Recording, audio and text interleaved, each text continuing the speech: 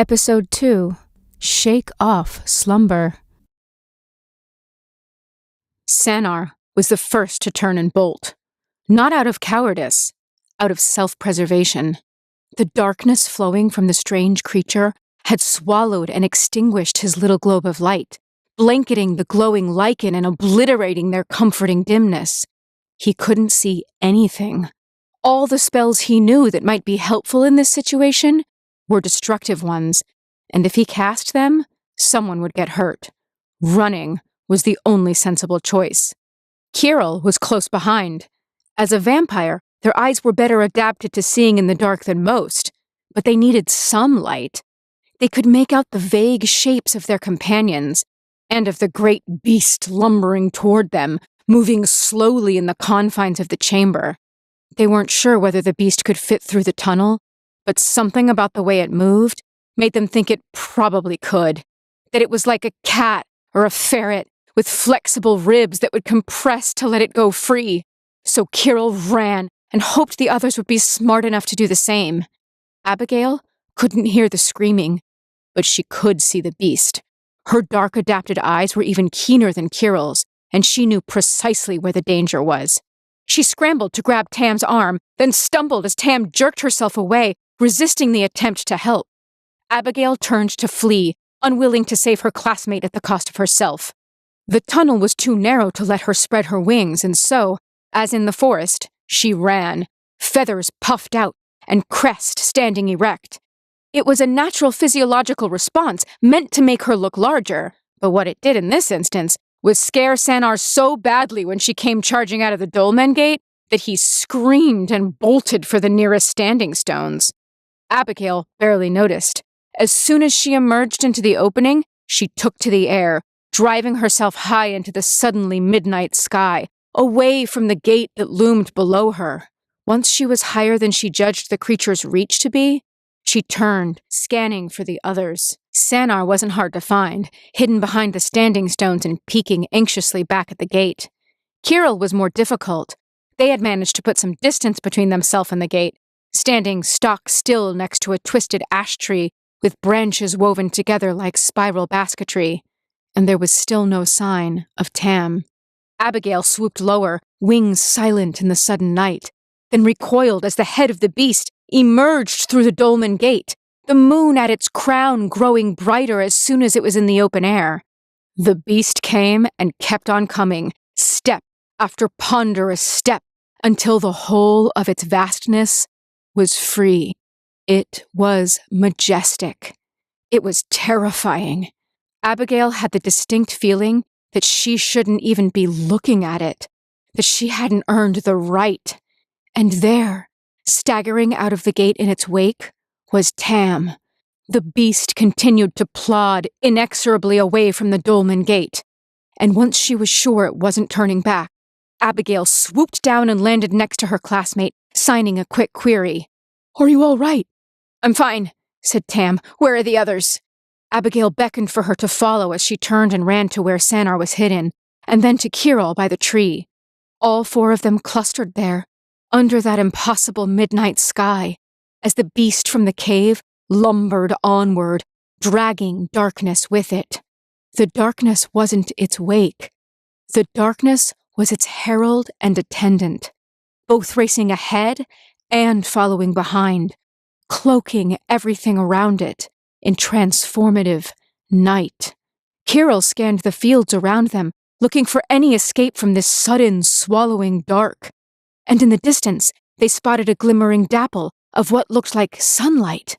"This way!" they shouted, and ran. This time, their companions listened, and the four students ran for the remains of the day as hard and as fast as they had ever run for anything. When they got there, the daylight proved to be a patch barely large enough to contain Tam and Seanan. The sky above it was an unblemished blue, as perfectly sunlit as any day had ever been. "This is impossible," sighed Abigail. "Night and day don't behave like this." "Maybe not on Arcavios," said Tam. "Here, it seems the rules are different." Another larger streak of daylight beckoned, and the students ran again, fleeing the impossible darkness for the presumptive safety of the light. None of them could have explained exactly why they thought the light would be safer. It was only that the darkness had come from a roaring, infuriated beast, while the light had already been present when they arrived. They were seeking safety in the familiar. This patch of daylight was large enough to contain them all, and they clustered together, looking anxiously around. The great moon-headed beast was gone, but the impossible night lingered, edges still shifting and spreading, like ink dripped onto blotter paper. Tam stiffened, pointing toward a tall standing stone in the daylit distance. A stout humanoid in archer's leathers crouched there, waving frantically for them to join her. Kirill and Abigail exchanged a glance, then nodded and took off toward her, Sanar and Tam close behind. Every path to the woman took them through patches of darkness, and she winced when she saw them step into shadow, only to relax when they emerged. It was like she expected something to happen when they went into the dark. That, more than anything, told them they were right to have started running. There was something dangerous about this out-of-time night. Sanar glanced back once and yelped as he saw the dark flowing into the patches of sunlight they'd left behind, wiping their tracks away.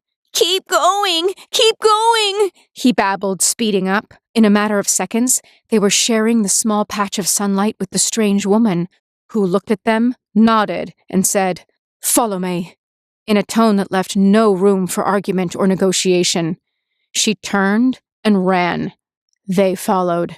She led them between several standing stones and into the fringe of a tall ash forest. The trees were tall and straight, with the increasingly familiar spirals etched into their bark. Kirill took a moment to get a closer look and blinked as they saw that the spirals weren't carved or etched. They appeared to have grown naturally with the tree. They took a step back from the tree, feeling uneasy.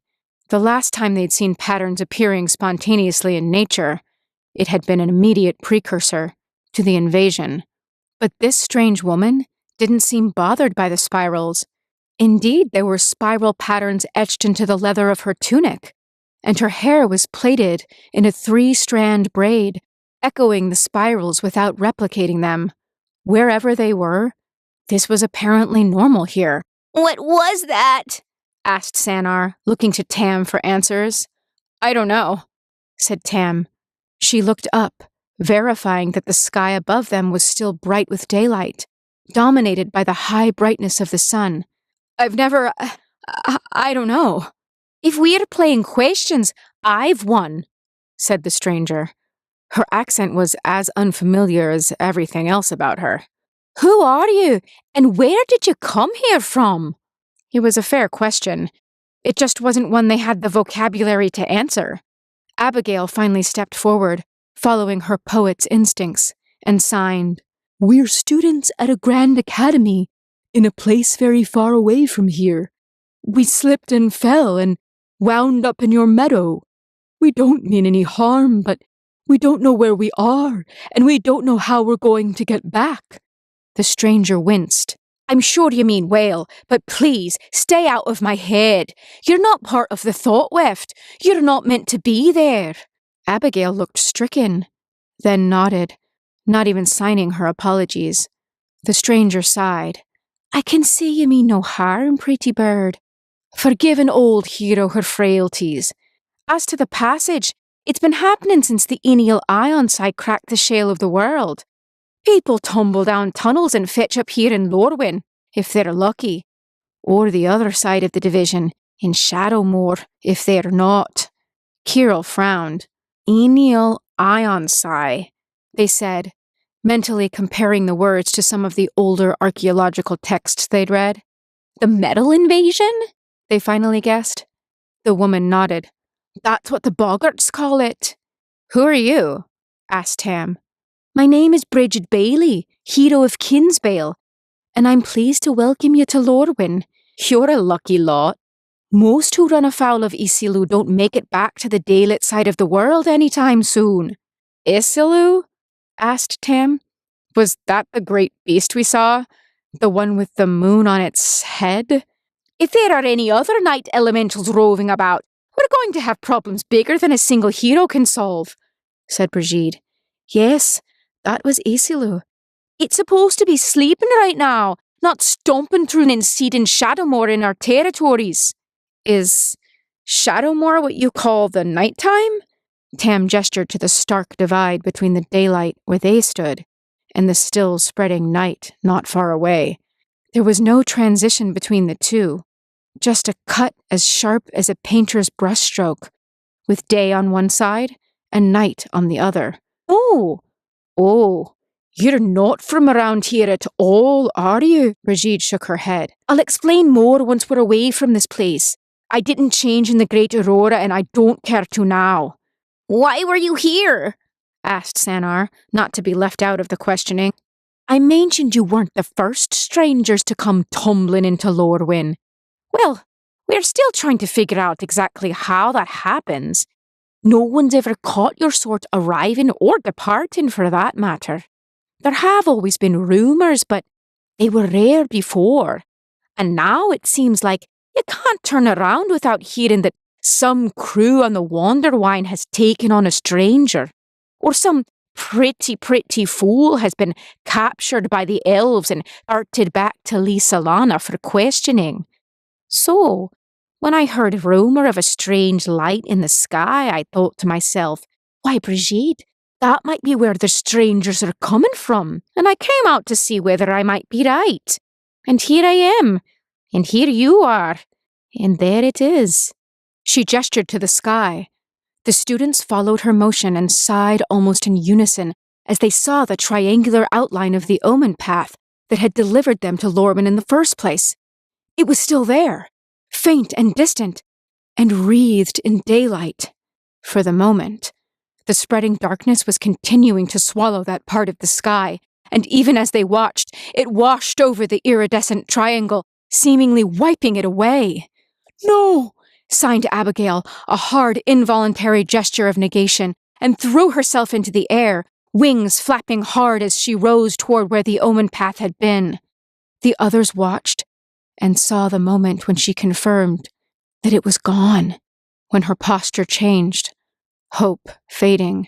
Slowly, she drifted back down to the ground. Tam turned to Brigitte. It seems we may be here for a while, she said politely. Do you know a place where we could go? Expression thoughtful, Brigitte nodded. I think I do, yes, she said. Come with me. Sunlight and moonlight slanted through the loose weave of the tree canopy, throwing splashes of bright gold and cool silver on the lush ground. Night and day, falling within inches of each other. No auroras to divide them in this hidden glen.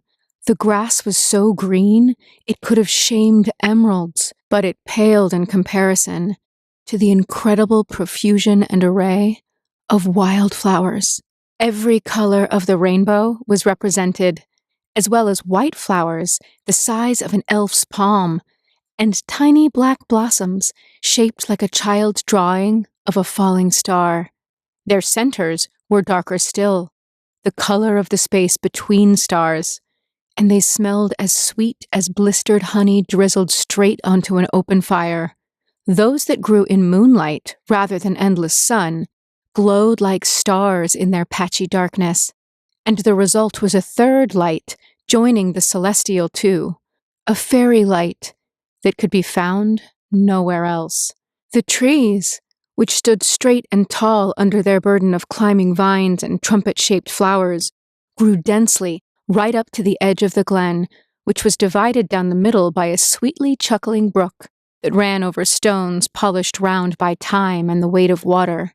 And none of this, not walls of wood or water or impossibly intermixed night and day, made up the glen's true security. That title belonged to the briar hedge that surrounded the patch of forest, tied into self-contained knots so close and sharp that even a sword would have been hard-pressed to sever one strand from the next.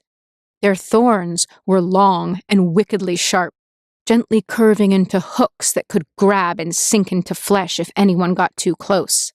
The hedge didn't move under casual observation. but there was a constant soft noise from its depths, as of eels slithering endlessly, one over the other, aware, alert, and ravenous. At the brook's source, high in the glen, a single massive flower rose toward the sky, crowning a thick green column made from a dozen stems, each easily as large around as a kithkin's thigh, braided together in a spiraling pattern that must have been stronger than stone or steel, because the blossom it supported was vast beyond dreaming. Its petals were silver, gold, ivory, recreating the three kinds of light. They formed a scalloped cup, their tips reaching higher than the tops of the trees. Where the stamen and pistil should have been, there was a palace, timelessly elegant in its simplicity, built from bricks of molded bramble instead of stone, but large as any palace had ever been. It had ramparts and towers, even a courtyard large enough to host jousts or outdoor feasts.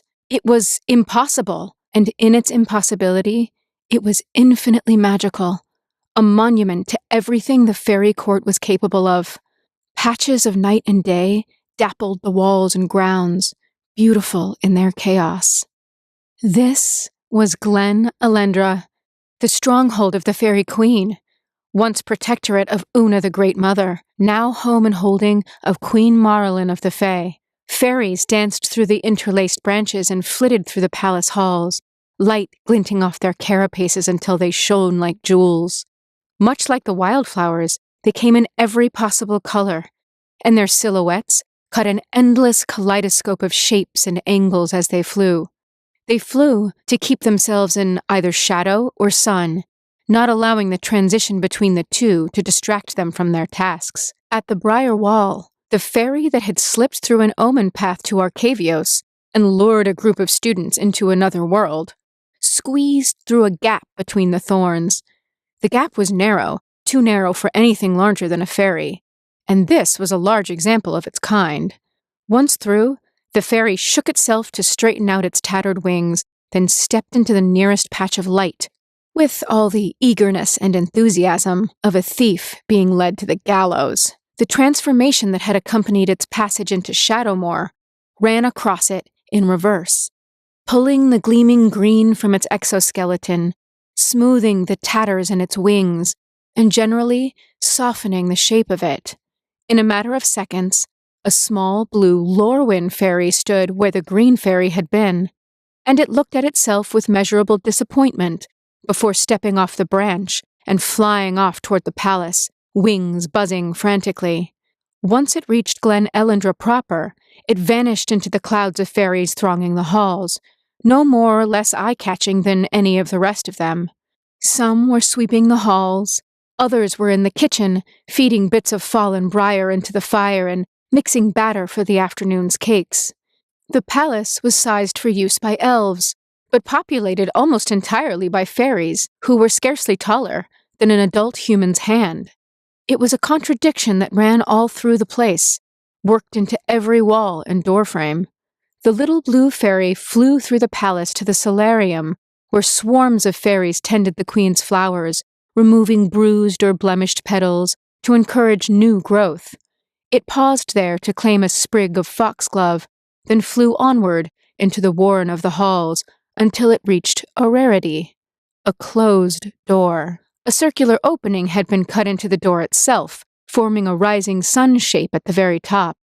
The little fairy flew through it without pausing, into the chamber of the queen. The room was large and circular, with walls softened by tapestries of living moss, ferns, and small flowers, whose roots thrived on being exposed to the air. At the center of the room was a large bed, shaped like the castle in miniature, with delicate petals forming a canopy around the softly padded center. The fairy dove toward that central bed, dropping its sprig of foxglove onto the pillow of the figure sleeping there. Then it rose, wings buzzing wildly, and flew out the chamber window into the courtyard. The bed's occupant was a strange creature indeed, tall as an elf, but with pale green skin that appeared hardened and semi-crystalline, almost opalescent. Her hair was long and black, and fanned out around her in her sleep to form the shape of wings against her bedclothes. She had the curved antelope horns of a morn-song elf, even greener and more crystalline than the rest of her, nearly pearlescent in the light. And from the way her face was screwed up and her cloven hooves were digging into the mattress, she was having a truly terrible dream. With a gasp, Marlin awoke and sat upright in her bed, clasping the blankets around herself. The motion knocked the spray of foxglove from her pillow, and she turned to stare at it with wide, wounded eyes. Cautiously, she reached out to pick it up, still staring as she did. The flowers gave no indication where they had come from as she lifted and studied them, and so she dropped them again, clutching at her head. Something was very wrong. Something big enough to be seeping into her dreams and twisting them out of true. Marlin shivered and turned her face away from the flowers, then released her grasp on her own temples and ran one long-fingered hand through her hair, coming away with a palm full of delicate lavender petals. These she scattered through the bedding around her, letting them fall to join the others already there. Carefully, she shifted herself to the edge of the bed. She stood, unsteady on delicate hooves, and was moving toward her vanity to begin preparing to face the world, when a swarm of fairies came pouring through the hole in the door. They surrounded her in an instant, a whirling windstorm of fairies, all of them talking at once in their quick, insectile voices. Marlin lifted her hands, palms out. "Stop," she said. "You can't talk over each other if you want me to understand you. You." She pointed to a black and brown fairy that resembled nothing so much as a handful of dried leaves that had come together as a living organism. "Cammy, tell me what's going on."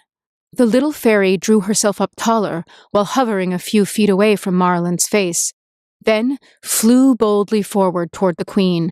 Marlin put her hand out for the fairy to land on. Several of the others gasped at this show of favoritism, even as Cammy settled, shook her wings into a neutral position, and said, "We are your personal flock, ma'am."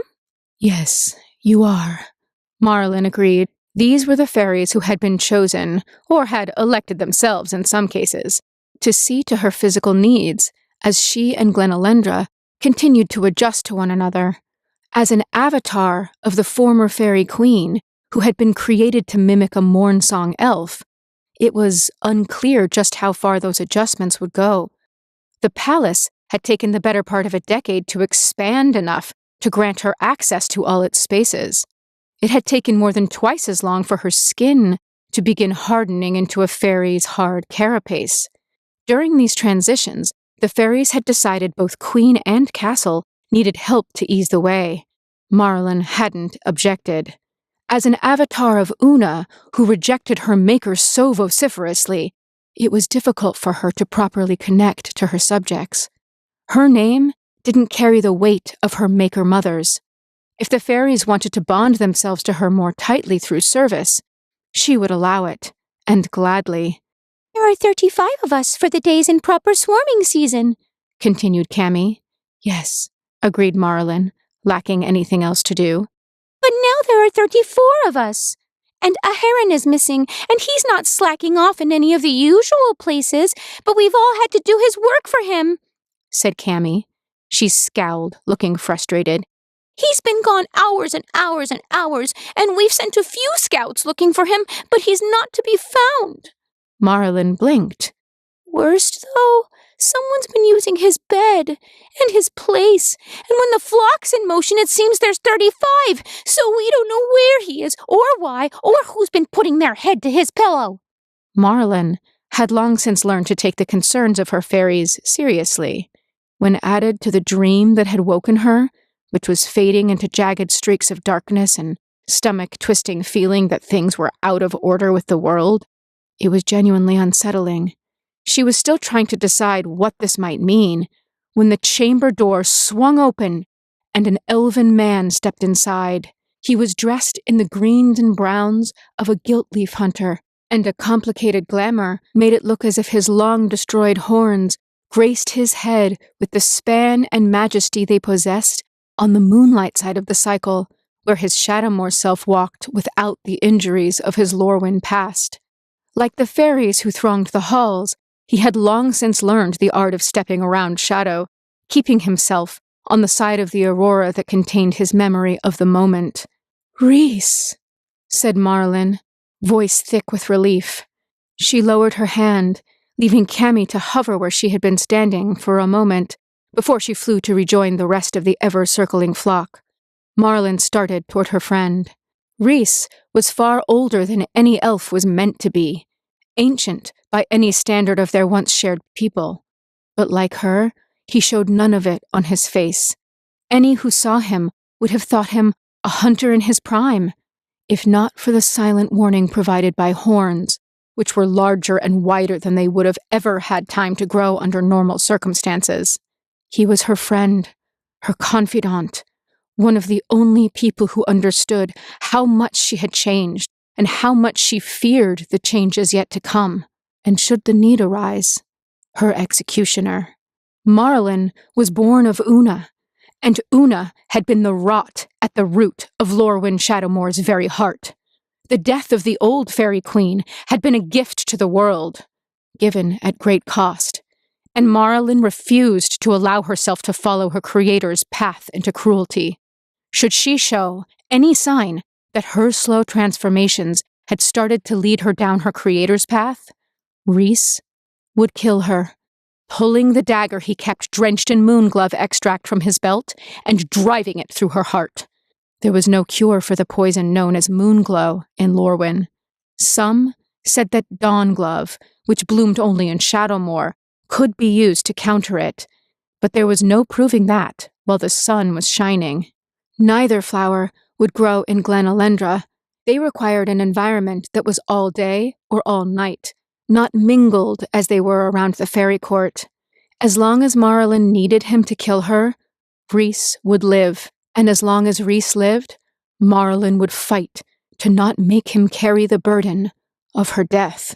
"I knew you were awake when your fairies stopped bouncing off the walls and came this way," he said. "Bad dreams again." "Yes," said Marlin. She turned toward the window. "One of my fairies is missing." "Really?" asked Rhys. "How can you tell?" "After living among them so long, how can you not?" snapped Marlin, then paused, ashamed. "I'm sorry.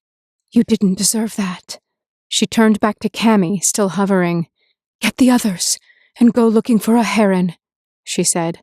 "I'll stay in the palace until you tell me he's found." Cammy nodded and flew for the window, the flock following. Marlin watched them go, then turned back toward Rhys. Midway through the motion, her eye caught her mirror, and for a moment, it looked like there was a third person in the room with them, smaller, made entirely of living flower petals, and glaring at her with unending menace. Marlin jerked backward, and the reflection was gone. "Mara," asked Rhys, "what's wrong?" "I'm just unsettled," she said, trying to cover how dismayed she was. "I need to go walk in the courtyard. Is Erdu still on the ground?" "Yes," said Rhys, "but why?" It was too late. Marlin was already moving toward the door, walking quickly away from the frowning elf. She glanced back as she exited the chamber, then winced as the sound of ghostly laughter filled her ears. Rhys didn't react, making her sure that he couldn't hear it. Marlin fled. The grounds of Glen Elendra were sweetly scented and strangely bare of flowers, given the solariums and everything else that surrounded them. It had confused Marlin at first, until she paused to really think, and realized that planting flowers inside a giant flower could go poorly. Still, the massive courtyard was pleasant enough for its bareness, cobbled and flat stones taken from the brook below, and with low tables holding potted ivy near the walls, where it could be encouraged to grow. At the moment, the courtyard contained only daylight, stripped of all shadow. Unlike the rest of the palace, there was no ambiguity here, no variation.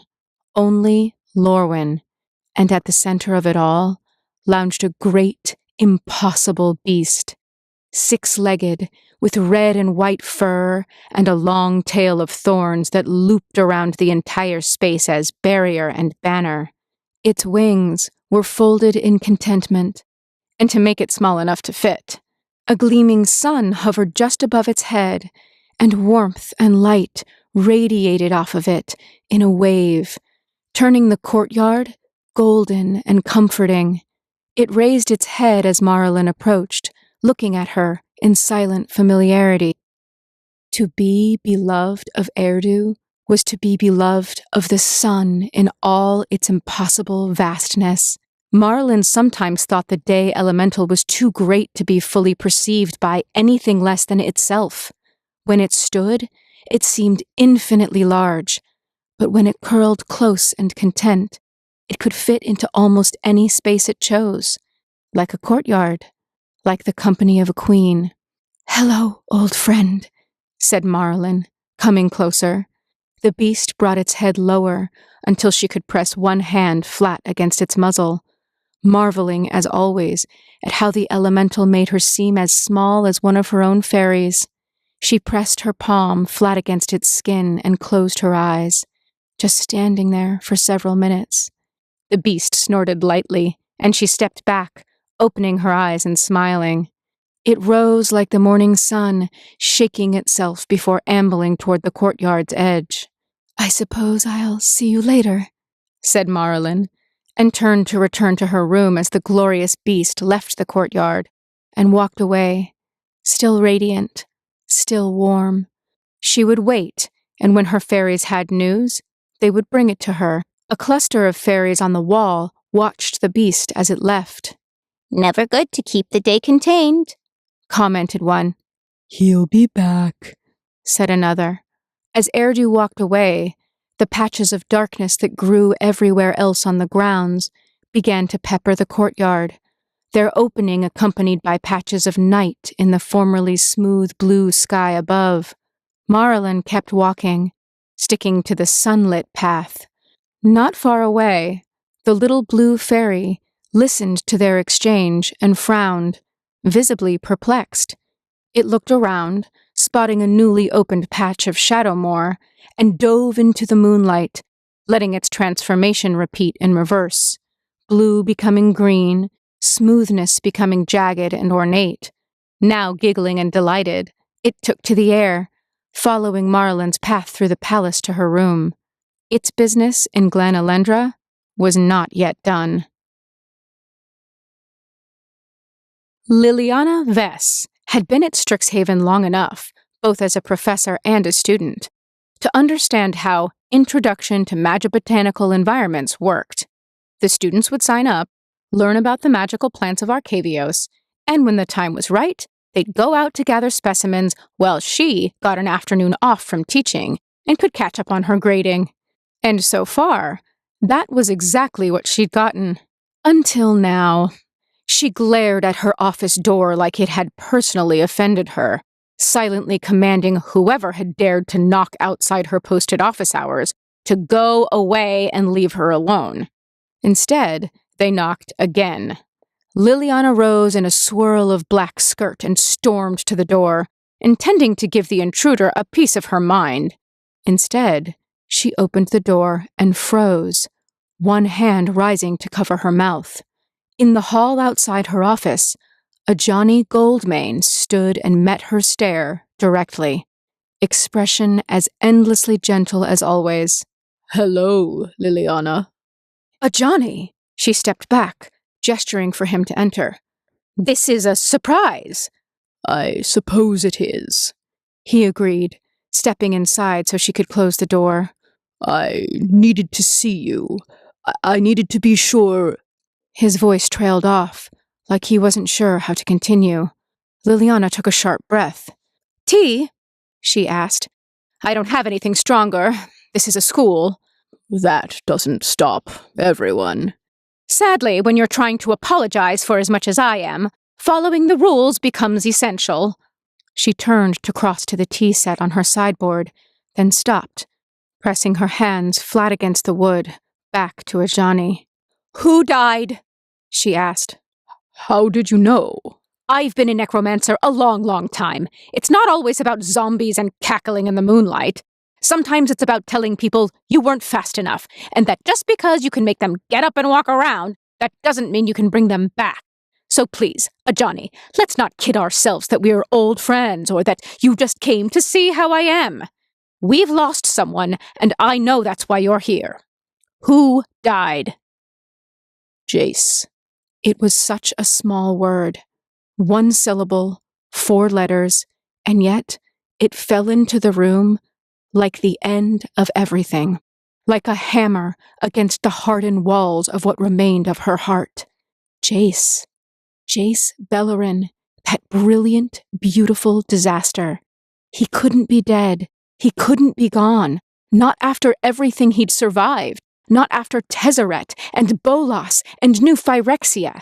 He had been his own necromancer so many times, bringing himself back from beyond the point of no return. He couldn't be dead now. She looked at her denial with critical eyes and decided it was the only reasonable response. She'd loved him once. She didn't love him, not anymore. And she was never going to love him again, but that didn't mean he was allowed to be dead. She'd buried too many pieces of her heart to let another one go this easily. Her hands didn't shake as she began preparing her tea, and she didn't say anything, letting the silence hang until Johnny asked, uncomfortably, "Did you hear me?" "I heard." She added honey to her cup and finally turned, looking at him expressionlessly. "I just don't believe you. What happened?" "Liliana, What happened?" Johnny almost flinched. Then, in a low voice, he began. "You know the dragon storms we've been experiencing. I was on Tarkir. I helped Elspeth and Narset stop them. We wound up following the signs back to the meditation realm where we found Jace.